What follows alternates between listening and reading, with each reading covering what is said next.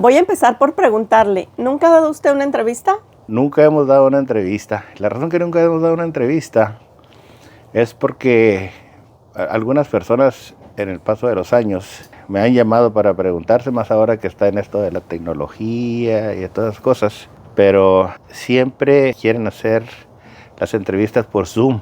O sea, que la persona está allá y yo estoy aquí parado enfrente de un celular y como que no me siento muy a gusto. Entonces siempre yo les he dicho, con mucho gusto les doy una entrevista, pero sí tengo una parte para hacerla personalizada.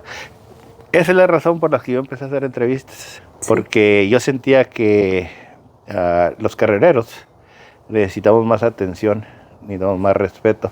A mí se me hace una falta de respeto que a un carrerero de prestigio, no estoy diciendo que yo lo sea, si no quiere, pero se me hace una falta de respeto que a un corredor, un dueño de caballos de una cuadra famosa, le estén haciendo una entrevista y que esté ahí parado enfrente de la cámara. Que no quiero decirlo, pero podría decir como un idiota, hable y hable solo ahí. Siempre yo he pensado que las entrevistas tienen que ser en persona, de frente, como estás haciéndolo en este momento. Y pues nadie se ha tomado el tiempo de venir y hacer una entrevista y citarme en una parte. Y hacer unas caballerizas aquí en mi casa, en un restaurante, en el hipódromo, donde sea. Y bueno, pues si no quieren gastar su tiempo, pues no hay ningún problema. Esa es una de las razones por las que nunca he dado una entrevista. Se me hace que un carrerero, un corredor, una persona que tiene importancia dentro del mundo carrerero, se ha ganado el respeto de que le hagan las entrevistas en persona. Ahora, ¿por qué Don Tino? Cuando yo empecé a correr carreras en 1995, a mí siempre me han conocido como Faustino o como Tino, pero cuando la gente me empezó a conocer, gente nueva, no la que ya me conocía, me decían Don Tino. Y a mí se me hacía curioso que me dijeran Don Tino. Luego yo en algún momento platicando con alguna persona, bueno, por ejemplo, con uno de mis entrenadores, Martín Piña, a quien le mando un saludote, le pregunté una vez, porque ellos, toda la familia me decían Don Tino, Model, la Wisha, su esposa, él, etcétera. Entonces le pregunté, ¿por qué me dicen Don Tino? Porque donde yo soy, en el estado de Chihuahua, en la Ojinaga de Chihuahua, le decimos Don a las personas mayores de edad, son Don, como un respeto, ¿eh? Y yo le mencioné eso y me dijo, no, es que nosotros le decimos Don, pues a una persona que también a las personas mayores, le decimos Don a las personas que, como un don, como algo de respeto, Don. También muchas veces dicen el don cuando son gente de dinero, pero ellos decían que no, es como una especie de respeto a las personas, no importa la edad que tengan, nosotros le decimos don como una especie de respeto. Y así se me quedó Don Tino, y yo deduzco que la gente miraba que me decían Don Tino y me empezaron a decir Don Tino y Don Tino y Don Tino. Allá para la Odessa, la gente que conozco y la gente que me conoce y los amigos de los amigos que conocen, ellos me dicen Tino. Donde me dicen Don Tino es aquí. Me empezaron a decir desde 1995. Al principio se me hace raro, pero ya me impuse. Entiendo que usted empezó en el 1995 en las carreras de caballos. Sí. ¿Pero de dónde viene Don Tino? Bueno, yo nací en la ciudad de Ojinaga, Chihuahua. Para ser más preciso, en un ranchito que está a 15 millas rumbo a Chihuahua de Ojinaga. Ahí nací, ahí crecí, en un rancho que se llama El Llano, que aún existe y hay una casita nada más, pero ahí está el nombre todavía. Y me vine para acá a los 17 años, cuando salí de secundaria. Venía con la intención de comprarme un carro, un 69 Torino, para regresarme a seguir estudiando. No, ya no lo compré y aquí estoy todavía, 50 y garra de años después. ¿Todavía no lo ha cabalado? No lo ha cabalado. No lo ha cabalado. Sí, y aquí andamos. Y bueno, pues es a grandes rasgos de donde soy. Pero cuando estaba en México, ¿no tenía ni intención, no conocía de carreras de caballos? Bueno, sí conocíamos, porque la cultura de nosotros, allá en el rancho, es las carreras de caballos, el jaripeo, la coleadura, los gallos despescuezados, el juego de las argollas y cuánto más. Pero lo que más se hacía eran las coleaduras y las carreras de caballos. Entonces, no, pues no tenían los caballos. Sí, hacíamos carreras con los caballos que usábamos al diario para divertirnos. Había un lugarcito ahí cerquita del rancho que le decían Los Arados. Ahí está todavía. Había una pista que hicieron allá una pistita así ya no hicieron como, ahí nomás se extendieron, emparejaron y se hacían las carreras de caballos muy de vez en cuando. Caballos que pues eran ya que se dedicaban a eso, los cuidaban y no había puertas, no había nada de eso, entonces ahí duraban hasta 2 horas ahí que te arrancas y que no te arrancas y traían esa cultura. Yo cuando me vine para acá, para Estados Unidos, ahí llegué a Lubbock, yo viví en Lubbock 2 años, ahí iba con mi hermano Agustín, íbamos a un pueblito que se llama Brownfield. Y ahí hacían las carreras parejeras, no sé dónde se dio cuenta que ahí estaban, y ahí íbamos a mirar, pero era la diversión de nosotros de los domingos. Luego se me olvidó eso de las carreras de caballos, me fui para el estado de Kansas, allá no se usa nada de eso, no se usaba en aquel tiempo, ahorita sí. Y pues allá nunca fui porque en ese tiempo no había carreras de caballos, pero me vine para acá, para Dallas. Yo llegué aquí en a los últimos del 79, aquí a Dallas. Uh-huh. Y no, yo ni siquiera sabía que existían las carreras de caballos. Uh-huh. Pero lo hay en el equipo en el que andábamos, en la construcción. Había gente, chavalones, que platicaban de las carreras y pues luego lo todo uno, ¿dónde? Nos fuimos dando cuenta dónde había carreras de caballos y fue allá como por, en el 94, 95, mi hermano Agustín compró un caballo. Él andaba con unos chavos que tenían unos animalitos. Entonces había una oportunidad de comprar un caballo. Entonces, no, pues ya era diferente con un caballito de mi hermano. Corrían ahí en un ranchito que está aquí en Segovia. Le decían Aquepotit. Así le decían, era un gringo que se apellidaba Potit. Puso ahí en su rancho un carrilito. Delgadito, no era. Y ahí se juntaba toda la gente. Ahí íbamos. Y pues ahí fue cuando empecé a inmiscuirme más y más y más así, pero no con la intención de comprar. ¿Y cuándo fue que compró usted su primer caballo? Mi primer caballo lo compré en 1995. ¿Y qué fue lo que lo motivó a usted? Bueno, en aquel tiempo corrían caballos y se apostaba mucho dinero. Uh-huh. En aquel tiempo no tanto, pero digo, era mucho dinero. Y empecé a mirar cómo lo hacían. Ahí andábamos de coleros y preguntando aquí, preguntando allá. Y un señor que le decían Guajiro, un cubano, que después trabajó conmigo cuidándome los caballos. Pero en ese tiempo no, andaba ahí jugando carreras. Y ese señor un día bajó con un caballo y le aventó un chorro, porque en aquel tiempo no se corrían caballos de montón. Eran puras carreras parejeras. Por eso los traquecitos estaban delgaditos, algunos 20 pies de ancho.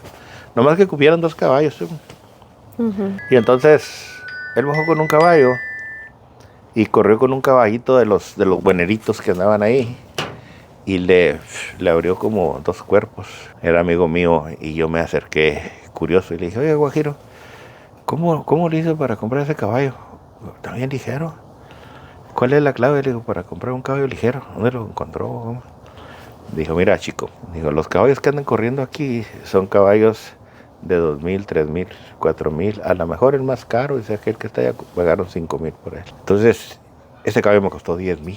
Entonces, por lógica, un caballo de 10,000 tiene que ser superior a los de 5,000, de 4,000 y 3,000. Entonces yo me quedé pensando que tenía sentido y yo ya traía la ideita así como por negocio, cómo se jugaba dinero tan fácil. Y no era mucho lo que se jugaba. Bueno, algunas gentes grandes ahí, de los más perrones, ahí sí jugaban dinerito. Entonces, y traía la idea en la cabeza. Entonces, un amigo que nació y creció allá en el rancho de nosotros, un poquito más allá, en un lugar que se llama Santa Teresa, era cuñado de Agustín, mi hermano. Mi hermano se casó con una hermana de ellos, uh-huh, ahí en Lubbock. Y entonces ya platicando ahí, me dijo Agustín que había comprado un caballo muy caro, de $25,000. Wow. Entonces dije, no, pues si la fórmula de Guajiro funciona, no debe haber caballo que le gane. Que no siempre funciona la fórmula, pero sí funciona la mayoría de las veces. Y así, entonces, yo iba con mi hermano, corría el caballo, lo tenía allá en Lubbock, porque hubo algunos problemas, no sé qué problemas hubo ahí, unos pleitos, habrá de ser en el carril de Potit, que lo cerraron. Fue la policía y cerró, los echó fuera a todos y arrestó un chorro de gente y cerró el carril. Y entonces mi hermano se llevó el caballo para Lubbock Y iba yo con él, me invitaba. Y entonces fue cuando vi el caballo que me había dicho que iba a comprar 25,000. Y bueno, realmente pues no sabía qué tan ligero era, pero yo decía, cuesta 25, debe estar más ligero que todas estas garras. Sí, era más ligero. Entonces, en algún momento lo habían comprado ese caballo entre dos. El cuñado de mi hermano, por si me está viendo por ahí, se llama Mario Medrano. Yo le decía Chinito porque tenía el Chinito. Y los de rancho le decían a Chinito. Y así me puse a decirle Chinito toda la vida. Saludos a mi Chinito, si me está viendo. Y entonces un día me habló, vino para acá, él a visitar a mi cuñada y la familia. Y me habló, oiga, venga para acá. Juntamos en un restaurante a comer. Y me dijo, ¿sabe que el chavo que está asociado conmigo, porque lo habían comprado entre dos, él y un puertorriqueño? Dijo, si quiere salir ya, no quiere seguir más en el caballo, quiere saber qué problemas con la esposa y cuánto. Y quiere la mitad, se lo consigo por 7,000. Le digo, órale, por 7,000 sí lo compro. Y compré la mitad por 7,000. Y pues ya íbamos con más ganas al lobo, ¿verdad? Porque pues ya tenía yo medio caballito ya, ¿verdad? Y yo miraba que era un caballo muy ligero. Y entonces dije yo, bueno, este caballo está como para meterle fuerte. Entonces un día, después de que corrimos una carrera dos más, me habló y me dice, oiga, ¿no quiere quedarse con todo el caballo? Le dije, sí. Dijo, deme 6,000 por la parte mía. Y dijo, si se lo compro en 6,000, yo pensaba que me llegaron 12,500, no. Deme 6,000 y se los di. Venga, si ya me quedé con todo el caballo. Y corrimos varias carreras ahí en Lobo, que ahí, lado amarillo, hamburger, no sé cómo le decían ahí. Le decían un carril que decían los hormigueros. Ahí íbamos a correr, ya con el caballo mío. Porque ya tenían un pique mi hermano y el Chinito. Y el que cuidaba el caballo allá era un señor que decían Polito. Y ya tenían un pique con unos hombres de Albuquerque, unos carretes de Albuquerque, Nuevo México. Corrían así, se topaban cada rato. Venían ahí hasta el Lobo. Y a veces derrimaban una revolcadona y a veces se los metían. Total que cuando ya me vendieron a mí el caballo, pues ya dije yo, no, pues para que sea allá, pues me lo voy a traer para acá, ¿verdad? Y en algún momento, tratando de aclientarlos, como dice uno. Y aquí había un carril que decía, carril de Joshua, Texas. Había un carrito y empecé a ir a buscar caballo, pues ya tenía caballo, había que buscar carriles, ¿verdad? Y sí, empecé a ir. Y yo me acuerdo que había varios caballos ahí, no conocía yo a nadie. Todos apostaban así poquito y había un señor que apostaba más fuertecito, que desde entonces nos hicimos amigos y todo, tengo su amistad, el señor Raúl Rubalcaba, que le mando un saludo, Raúl. Traía un caballito que le decían el Panchito, estaba muy ligero, un caballito pandito panzón, lo corría en 250 yardas. Empecé yo ahí a hablar con él y dijo, tráete el caballo para acá, que le dije, yo lo tengo en el Lobo, que dijo, tráetelo para acá y te doy faja, 250 yardas. No, pues si yo no le iba a pedir faja, ya trato hecho, le di la mano. Y a la siguiente semana que vine, y pues yo sabía el caballo que traía, y traía también el de Agustín, le decían el pócar al de Agustín. Ese caballo que compré yo ya venía bautizado, le decían el Centenario, que ese nombre se lo puso Mario Medrano, Chinito, que me dijo que duró 3 noches sin dormir pensando en qué nombre ponerle. Es lo que platicaba, pero no sé si era verdad, pero él me dijo, 3 noches no le va a cambiar el nombre de Centenario, pero dijo cuando me lo vendió, dijo, porque duré 3 noches sin dormir pensando qué nombre, bueno, que le dejamos el mismo nombre. Y así fue. Esa vez, por cierto, vino él cuando vino Polito y todo su equipo, y venía él también, vino ahí y jugué con el Panchito. No, pues lo dicho, no, era un caballo ligero aquí porque no había caballos en aquel tiempo. Y no, pues se lo abrí sin la pura rienda, sí estaba muy superior. Y entonces dije yo, sí funciona la fórmula de Guajiro. Después de que corrimos, los frianos y ya se fueron ellos de vuelta para Lobo. Otra vez andaba yo ahí buscando para ver si era rentable traerme el caballo para acá. No, nadie me jugaba, nadie quería jugar. ¿Cuál? ¿El que le ganó el Panchito? No le traigo para acá. Y había un gringo que se llamaba Ed Standifer, de ahí de Fort Worth. Traía un caballo que él le decía el Ryan, porque era hijo de un garañón que se llamaba Ronald Ryan. Y él me decía, yo te juego, tráete el caballo porque yo te juego. Pero me jugaba $1,000. Y yo decía, pues no, pues $1,000 me los gasto de puros gastos, no me costeaba. Le decía un poquito más, dieron $1,000 y te lo juego. Pues no hicimos nunca trato. Y nadie le corría, porque ese caballo, había un hipódromo aquí en Weatherford, se llamaba Trinity. Y ese caballo, había roto un récord, 2 récords, 3 récords, no sé cuántos me dijo, no sé si sería para vendérmelo, pero había roto 3 récords y decían que estaba muy ligero. Yo sí le jugaba, sentía yo que traía un avión. A nadie me le hacía, pero yo le tenía mucha confianza de caballo. Y entonces, pues nadie le corría y nadie le corría y nadie le corría. Y un día le ofrecí comprárselo. Oiga, quería mucho dinero, quería $30,000. Ni siquiera sé que corra, porque no lo he visto correr, no había corrido, nadie le corría. Pero sí, todos decían que era muy ligero. Y en aquel tiempo pues no sabíamos de chequear récord ni nada de eso, nomás. Teníamos que verlo para correr y timearlo y ahí es como nos daban si los caballos corrían o no corrían. Pues seguí buscándole y el caballo lo seguimos corriendo allá y lo corrimos allá y seguimos corriendo en Amarillo, en Lobo, una vez fuimos a Odessa, en Lobo, que una vez bajaron unos hombres de Odessa, venían también buscando jugada. Traían un caballo que habían comprado ahí mismo en el rancho donde compraron el Centenario, que se soltó muy bonito, lo habían comprado por $5,000. Estuvo junto con él ahí en el rancho porque el Centenario lo compraron ahí en ese rancho. Era un gringo ya viejón que se dedicaba a comprar y vender caballos. El Roy, quién sabe qué le decían. Y compraron ese caballo de $25,000, el Chinito y su socio.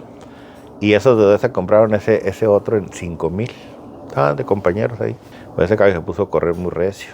Y empezó a hacer su trayectoria en Odessa y luego un día bajaron ahí a Lobok.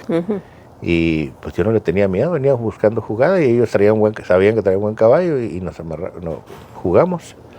Y me ganó como con medio pescuezo. Pescuezo a lo mejor. Y entonces pues yo pedí revancha inmediatamente. No me la dieron ahí.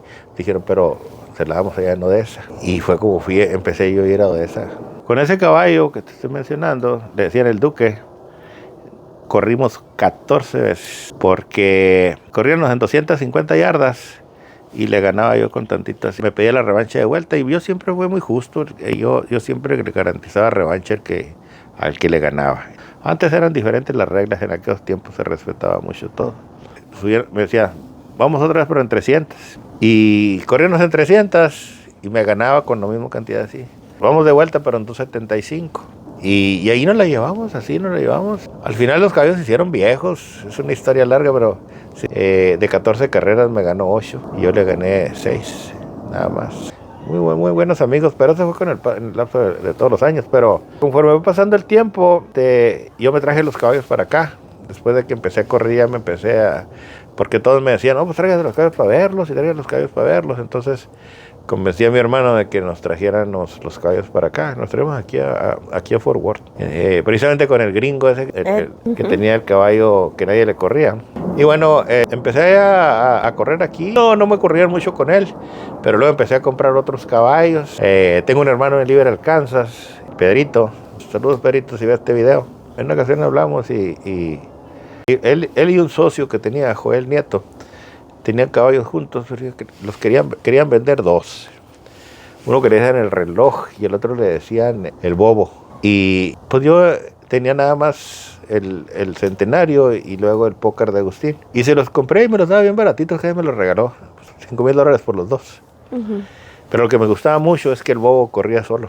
Eran esos caballitos, los pocos caballitos que hay que no necesitan el mono para correr. Y estaba canijo.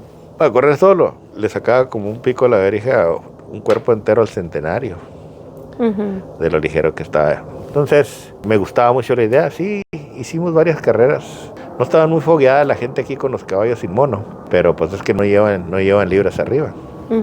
Precisamente a Raúl Rubalcaba le corrió una carrera con una de las yeguas más ligeras que tiene. A don Miguel Chávez traía otra yegua también que no tenía madre. Y también se la gané, pero sin mono. Hasta que ya después se fueron dando cuenta que el caballo sin mono era muy peligroso.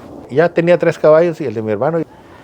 Y entonces empezamos a seguir jugando aquí, jugando más. Ahí íbamos a Joshua y luego nos íbamos ahí un poquito más para allá, para el lado de Dublín y andábamos todo aquello. Y luego empezamos a buscar jugar para Houston. Es que en aquel tiempo las distancias estaban muy largas. Ir de aquí a Odessa era muy difícil. Ir de aquí a Lobo que era muy difícil. Sobre todo que no había un contacto como ahora que hablas con el celular constantemente. Claro. Entonces yo me investigué dónde estaba Houston. Estaba aquí cerquita, a 4 horas. Me investigué dónde estaba un carril y un día me fui solo, un domingo, solo, a buscar, porque ya casi no corrían los caballos. Corrían los que le había comprado a mi hermano Pedro, y con mono arriba, y no eran ligeros. Con esos caballitos que eran los más malos que tenía, con esos mantenían la cuadra. Pero los buenos, no corría, que era el póker y el centenario. Entonces un día el gringo me los cuidaba, y me dijo un día, oye Faustino, ¿me compras el caballo? Dije, sí, me gusta mucho, no tengo $30,000. Dijo, no, te lo doy barato, yo quiero deshacerme de él. Muy bien, le dije, dime cuánto quieres. Dijo, dame $13,000 por él. Entonces era una ganga, pensé yo que era una ganga ese caballo en 13,000. Y yo pues ya traíamos ahí más dinerito y cuánto. Dijo, y ese caballo le ganó 2 veces, corrió 3 veces con un caballo que le decían SLM Big Daddy, que ese caballo después fue campeón mundial allá en los Alamitos, 2 años consecutivos, campeón mundial. Pero ese caballo tenía una historia, que antes corría puro cortito, pero estaba entero y garañoneaba mucho, y a veces corría muy buenos tiros, a veces no corría tiros. Bueno, yo quiero pensar que le tocó suerte, que no aventó los tiros cuando corría con el chaparro, que ahí le pusimos chaparro. Pero sí era ligero, y ya tenía yo varios negocios funcionando, y tenía el centenario funcionando cuando corría. Ese caballo mataba cuando corría. Y se lo compramos. Y entonces ya empezamos a buscar jugada. Me acuerdo que yo se lo presté para que se lo llevara para allá a Podesa, porque pensaba que ya estaba la jugada en Odessa. Y para no andarlos corriendo porque estaba muy retirado, se lo pasé a un amigo entrenador, que le decimos el abogado, mi lawyer. Y él se lo llevó para allá, nomás que se lo amarró al campeón de ahí. Y yo pensaba amarrarlo, ir bajito así, para arriba. Y un día llegar cuando estaba el campeón, mi lawyer se lo metió una vez al campeón, de golpe y porrazo. Había un caballo muy ligero que corría ahí en un carril que estaba yendo de Odessa rumbo a Andrews, Gardendale, se llamaba, carril de Gardendale. Y andaba un caballo muy ligero que le decían el Cuervo. Ligerísimo. Ese caballo se topaba con el Duque. Con el Duque se daban tirones, y se me hace que el Cuervo le ganó una vez que yo lo vi personalmente correr, le ganó con tantito así al Duque. Pero mi lawyer lo amarró arriba, y bueno, ni modo, fuimos, no nos ganó con tanto así. Pero pues ya quedó el caballo marcado en el sentido de que ya lo miraron que corría, y pues ya no le corrían otros caballos más abajo. Me lo traje para acá, y con ese caballo empezamos a buscar jugadas aquí. No salían muchas jugadas, entonces empezamos a buscar jugadas fuera, y entonces me empecé a ir aquí para Houston. Por cierto, resultó ser un carril de un amigo, muy amigo, Cheque Villarreal. Mi Cheque, saludo a mi Cheque donde quiera que ande. Y no, pues ya me presentó ahí con Carreré. Me acuerdo que había unos chavos ahí que le decían, los de ladrilleros. No traían caballos muy ligeros, pero traían varias, la mayoría eran yeguas, me acuerdo. Que la carruche, que la plomada, y que la carretilla, y así. Me introducieron con uno que andaba con ellos, y con un chicanito que traía mucho dinero, y amarramos para correr en cierto tiempo 3 caballos tapados. Y les dije, traigo uno que corre solo, tráigase lo que le hace. No conocían los caballos que corren solos. Para ese tiempo ya trabajaba Martín Piña conmigo cuidándomelos. Nos fuimos y llegamos, llevábamos el centenario, llevábamos el chaparro y llevábamos el solito, por las 3 haces que tenía yo. Y ya llegamos y arreglamos, en una distancia, en otra distancia, y el otro esta distancia. Me acuerdo que pues el as, centenario primero, me lo corría Modesto Piña. Le mando un saludo a mi mode. No, le ganamos fácil, un pico a la verija. Y ese caballo le tenía mucha confianza, y con ese entré porque era el más ligero que tenía. Bueno, pues ya. Y en aquel tiempo no era como ahora, que se depositan dineros y el del carril entrega y cuida y depositario, etcétera. No, en aquel tiempo no. No, son tres compromisos de tanto, y así es. Y luego enseguida entramos con el chaparro, el que le había comprado aquí a Led, que tenía los track records. Y yo le puse el chaparro y le eché a la Huisha, hijo de Martín, porque ese caballo era muy livianito, ese no necesitaba mono arriba. Y nunca lo corrí sin mono, pero ese caballo se miraba que era de esos voluntarios. Y lo mismo, ¡pum! También, otro pico a la garija. Y entonces ya nos quedaba el último, que era el que corría solo. Dije, no, no me la gana. No, al rato fueron un enviado. Venimos a pagarle. Férese, todavía falta una. No, dijeron que le van a pagar. Si nos ganó con los con mono, confundimos con el sin mono. Y nos pagó todo el dinero de un solo jalón. ¿También bueno, del otro, del último? Sí, sin correr. Nos pagó todo el dinero. Era ese chiquenito que traía mucho dinero, porque traía unas trocas Low Riders así. Se mira que traía billetes. Pues ya nos pagaron, contábamos y todo. Vámonos. Y ahí estaban otros festejando, ¿verdad? Mi equipito ahí era Martín Piña y toda su familia, porque él siempre andaba con toda la familia. Y mi hermano y yo, solo. Y bueno, pues ya nos pagaron y ya estaban nosotros festejando ahí. Y con la familia, porque Martín andaba todo el tiempo con su familia. Él me gustaba mucho porque andaba con toda la familia, la esposa, los hijos chiquitos y todo.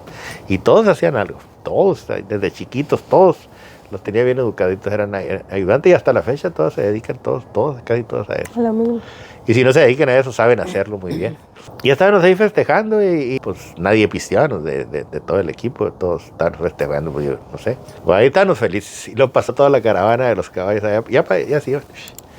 Y luego, pues estos muchachos despiden, ¡ey! Que vengan a su madre. Lárguense y no regresen.